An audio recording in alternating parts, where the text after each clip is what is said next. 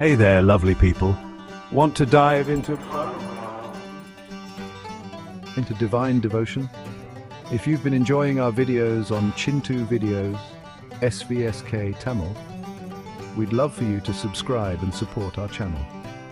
அத்தியாயம் 18 எப்போதும் பரம்பொருளின் நினைவில் முழுகியிருந்த ஒரு பிராமணர் கானாபுரத்தில் வசித்திருந்தார். அவர் எப்போதும் பிச்சை எடுத்து வாழ்க்கையை நடத்தினாரானால் யாரேனும் உணவிற்கு அழைத்தாலும் செல்லமாட்டார்.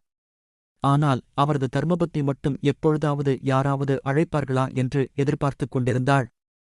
அந்த கிராமத்தில் அதிகமான செல்வம் கொண்ட குடும்பங்கள் இருந்ததால் தினமும் யாராவது ஒரு பிராமண சமாராதனை செய்து பிராமணர்களுக்கு பசியாற்றி உணவு அளிப்பார்கள்.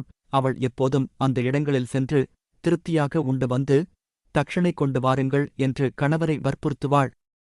ஆனால் உண்மையான பிரம்மத்துவம் உள்ளவர்களுக்கு பிறரின் வீட்டில் உணவருந்துவது தடை செய்யப்பட்டுள்ளது. அப்படிச் செய்தால் அவர்களின் புண்ணியம் குறையும். அதனால் சக்குருக்கள் எவரும் பிறர் வீட்டில் உணவருந்த மாட்டார்கள். இந்த விஷயத்தை ஸ்ரீகுருவும் அந்த பிராமணியின் பார்வைக்கு கொண்டு வந்தார். ஸ்ரீகுரு அந்த பிராமணரை அழைத்து, நீ எவ்வளவு சதாசாரத்தை பின்பற்றுகிறாயோ, ஆனாலும் நாளை ஒரு இல்லதரசியின் வீட்டில் உணவருந்து என்று கூறினார். அந்த இல்லத்தில் அவருக்கு உணவளிக்க தயார் செய்தபோது ஒரு நாய் அந்த உணவுகளைத் தொட்டுவிட்டது. இதைக் கண்ட அந்த பிராமண தம்பதியினர் உணவு உண்டுவிடாமல் திரும்பி வந்தார்கள். ஸ்ரீகுரு அவர்களைப் பார்த்து, நீங்கள் உங்கள் தர்மத்தை முறையாக பின்பற்றுகிறீர்கள் என்று புகழ்ந்தார். பராசர மகரிஷியின் உபதேசம் நைமிஷாரண்யத்தில் பலருக்கும் மகரிஷிகள் தவம் செய்யும் இடமாக அமைந்திருந்தது. ஒருநாள் பராசர மகரிஷி அங்கே வந்தார். மகரிஷிகள் அவரை வரவேற்று, நாங்கள் பிராமண தர்மங்களைப் பற்றிய உபதேசம் பெற விரும்புகிறோம் என்று வேண்டினார்கள். பராசர மகரிஷி கூறினார், பிராமணர்கள் பிராமி முகூர்த்தத்தில், அதாவது அதிகாலை 4 மணிக்கு எழ வேண்டும். ஸ்ரீகுரு ஸ்மரணை செய்ய வேண்டும். திரிமூர்த்திகள், நவகிரகங்கள், மகரிஷிகளை மனதார நினைத்து வழிபட வேண்டும்.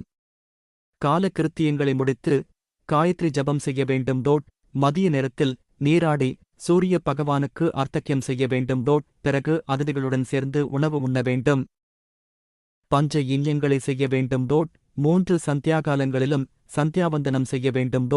இரவு உணவுக்கு முன் வேத பாராயணம் செய்ய வேண்டும்.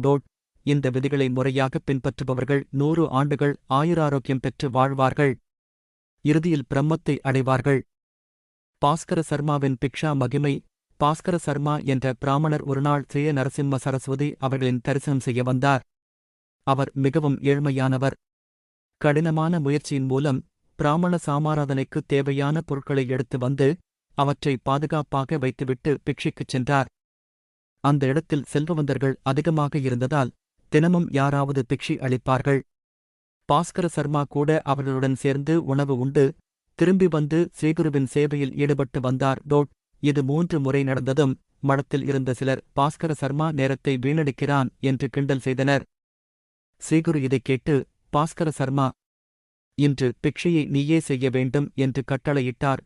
பாஸ்கர சர்மா ஆற்றில் நீராடி வந்து எல்லாவற்றையும் ஸ்ரீகுருவின் பொறுப்பாக நம்பி உணவு தயாரிக்க ஆரம்பித்தார். ஸ்ரீகுரு மடத்தில் இருந்த அனைவரையும் அழைத்து, இன்று பாஸ்கர சர்மாவின் பிக்ஷா உணவை அனைவரும் உண்ண வேண்டும். யாரும் வீடு செல்ல வேண்டியதில்லை என்று கூறினார். மடத்தினருக்கு இதனை ஒப்புக்கொள்ள முடியாமல் உள்ளுக்குள் குழம்பினர். பாஸ்கர சர்மா உணவு பூர்த்தியாக்கி ஸ்ரீகுருவிற்கு மங்களாரத்தி செய்து அவருடைய ஆசி பெற விரும்பினார். ஸ்ரீகுரு தமது உடையில் இருந்த ஒரு சாலுவை எடுத்து, இதனை நீ உணவுப் பொருட்களின் மீது போட்டு கமண்டலத்தில் உள்ள நீரை அதன் மீது தெளி. ஆனால் அதைத் தூக்கிப் பார்க்கக்கூடாது என்று கூறினார். அதன்படி செய்தபோது ஆயிரக்கணக்கான மக்கள் உணவருந்தியும் உணவு குறையவில்லை. இதைக் கண்ட மடத்தினர் அனைவரும் இது ஸ்ரீகுருவின் மகிமை என்று பரவசத்துடன் புகழ்ந்தன.